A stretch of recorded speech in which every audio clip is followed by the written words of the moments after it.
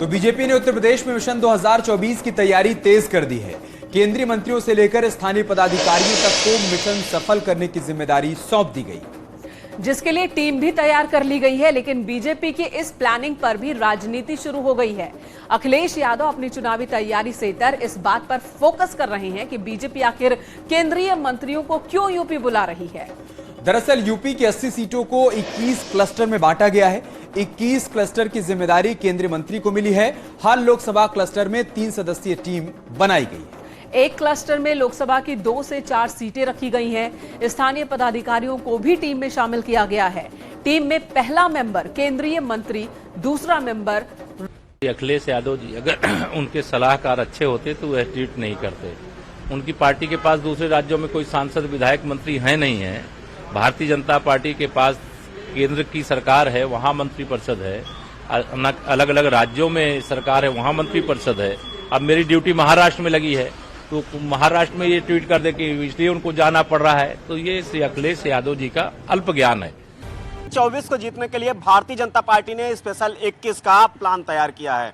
दरअसल उत्तर प्रदेश की 80 लोकसभा सीटों को 21 भागों में बांटा गया है, यानी कि 21 क्लस्टर में बांटा गया है। इनमें 7 केंद्रीय मंत्री, 2 पूर्व मुख्यमंत्रियों की ड्यूटी लगाई गई है 80 लोकसभा सीटों में। 21 क्लस्टर में बांट के इन 80 लोकसभा सीटों में, और खासकर जो हारी हुई सीटें हैं 14, इनमें 4 मंत्रियों की ड्यूटी लगाई। बीजेपी ने जिन 17 सीटों पर जीत का दावा किया था उसे पूरा करके दिखाया, और अब बीजेपी की नजर उन 80 सीटों पर है जिसे पाने के लिए पीएम मोदी से लेकर गृह मंत्री अमित शाह और तमाम केंद्रीय मंत्री अब यूपी में हुंकार भरते नजर आएंगे।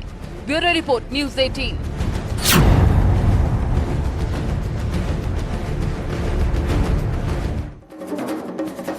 बात मेरठ की कर लेते हैं, जहां पर आज महासंग्राम हो गया। मेरठ में नगर निगम के शपथ ग्रहण समारोह के दौरान वंदे मातरम को लेकर बवाल हुआ, जिसके बाद असदुद्दीन ओवैसी की पार्टी के पार्षदों और बीजेपी पार्षदों के बीच हाथापाई शुरू हो गई और पुलिस के सामने ही मारपीट होने लगी। आरोप है कि एआईएमआईएम के पार्षद ने राष्ट्रगीत का अपमान किया, जिसके बाद बीजेपी के पार्षद और कार्यकर्ता भड़क गए और फिर जुबानी जंग हाथापाई में तब्दील हो गई। वहीं इस घटना के बाद उपद्रव करने वालों पर एक्शन शुरू हुआ। फिलहाल मारपीट के आरोप में बीजेपी पार्षद राजीव गुप्ता को पुलिस ने गिरफ्तार किया है। आपको पूरी रिपोर्ट दिखाते हैं। आखिर विवाद शुरू कैसे हुआ था, वो समझना भी जरूरी है।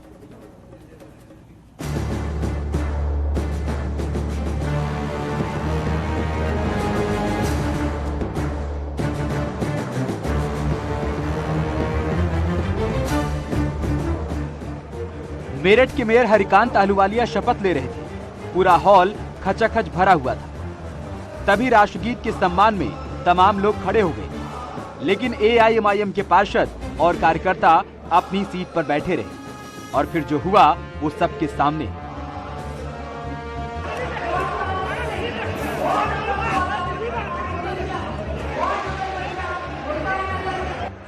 एआईएमआईएम के पार्षद को वंदे मातरम का सम्मान नहीं करते देख वहां मौजूद बीजेपी के पार्षदों ने हंगामा शुरू कर दिया और फिर डीएम और एसपी के सामने ही एआईएमआईएम के पार्षदों की पिटाई कर दी गई।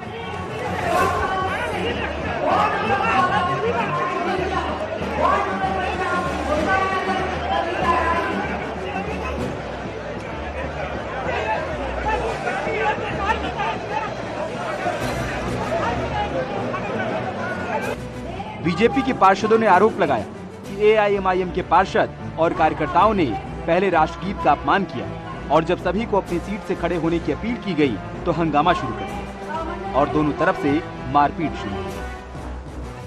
फिर जब मारपीट का आरोप बीजेपी के कार्यकर्ताओं पर लगा तो नए नवेले बीजेपी के मेयर हरिकांत अहलूवालिया ने कह दिया, जो राष्ट्रगीत का अपमान करेगा उसका यही अंजाम होगा। सच्चाई सच्चाई होती है।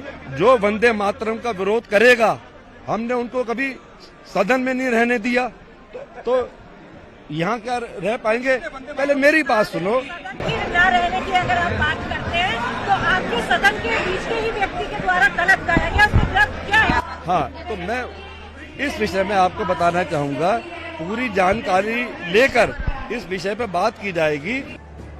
एक तरफ मेरठ में राष्ट्रगीत के अपमान पर संग्राम छिड़ गया तो दूसरी तरफ संभल में एआईएमआईएम के पार्टी के चेयरमैन आसिया मुशीर ने अल्लाह के नाम पर शपथ लेकर एक और विवाद को जन्म दे दिया। यानी मेरठ से लेकर संभल तक अब धर्म युद्ध शुरू हो गया। इस नगर पालिका परिषद संभल की अध्यक्ष निर्वाचित हो जाने पर ईश्वर के नाम पर शपथ देता हूँ कि भले ही निकाय के रण में ओवैसी की रणनीति दमदार रही, लेकिन जब शपथ ग्रहण का वक्त आया तो एआईएमआईएम के पार्षदों का रंग भी दिखने लगा।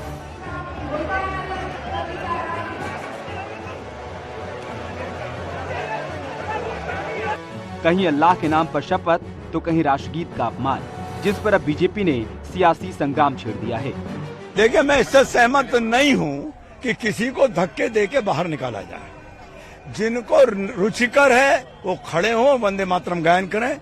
जिनको रुचिकर नहीं है वो बैठे रहें। उनको भी अधिकार नहीं है कि बदतमीजी करेंगे, हल्ला करेंगे, और निकाले जाने की भी कोई जरूरत नहीं है। वंदे मातरम का गान आज नहीं तो कल तो करेंगे।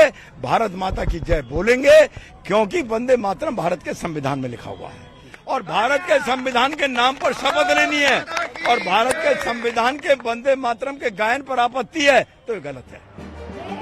खैर, मेरठ में पुलिस के सामने जो भी हुआ उस पर बीजेपी के कार्यकर्ता सवालों के घेरे में, लेकिन सवाल एआईएमआईएम के पार्षद और कार्यकर्ताओं पर भी खड़े हो रहे हैं। आखिर राष्ट्रगीत के सम्मान में कुर्सी छोड़ देते तो कौन सा पहाड़ टूट पड़ता। Bureau report, news 18।